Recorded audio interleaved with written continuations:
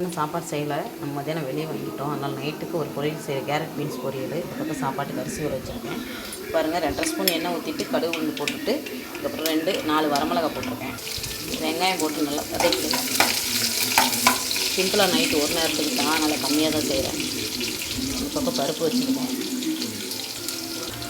இப்போ வெங்காயம் வதங்கிடுச்சு. இப்போ கேரட் பீன்ஸ் போட்டுக்கலாம். இப்போ கொஞ்சமாக கல் உப்பு சேர்த்துக்கோங்க. அப்புறம் தேவைன்னா தூள் போட்டுக்கலாம். இப்போ நம்ம மூடி வச்சிடலாம், நல்லா வதங்கட்டும். இப்போ கொஞ்சமாக சின்ன ஜீரகம் சேர்த்துக்கலாம். தேங்காய் போட்டேன், ஒரு 3 பல் பூண்டு. இப்போ பொடி பண்ணிக்கலாம். இப்போ நல்லா வதங்கிடுச்சு பீன்ஸு கேரட்டு. கொஞ்சமாக தண்ணி ஊற்றிக்கோங்க. நல்லா வெந்த உடனே அதுக்கப்புறம் தேங்காய் போட்டு இறக்கணும். நமக்கு பொரியல் பார்த்திங்கன்னா சூப்பராக ரெடி ஆகிடுச்சு. கேரட் பீன்ஸ் பொரியல் பாருங்கள். இது பாப்பா வாழைக்காய் வறுவல் பண்ணுறேன்னு சொல்லிட்டாங்க. அதனால் எனக்கும் எங்கள் வீட்டில் அவங்களுக்கும் தான்.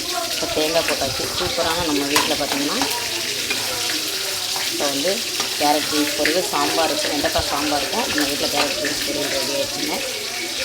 பார்த்துட்டு கமெண்ட் பண்ணுங்கள்.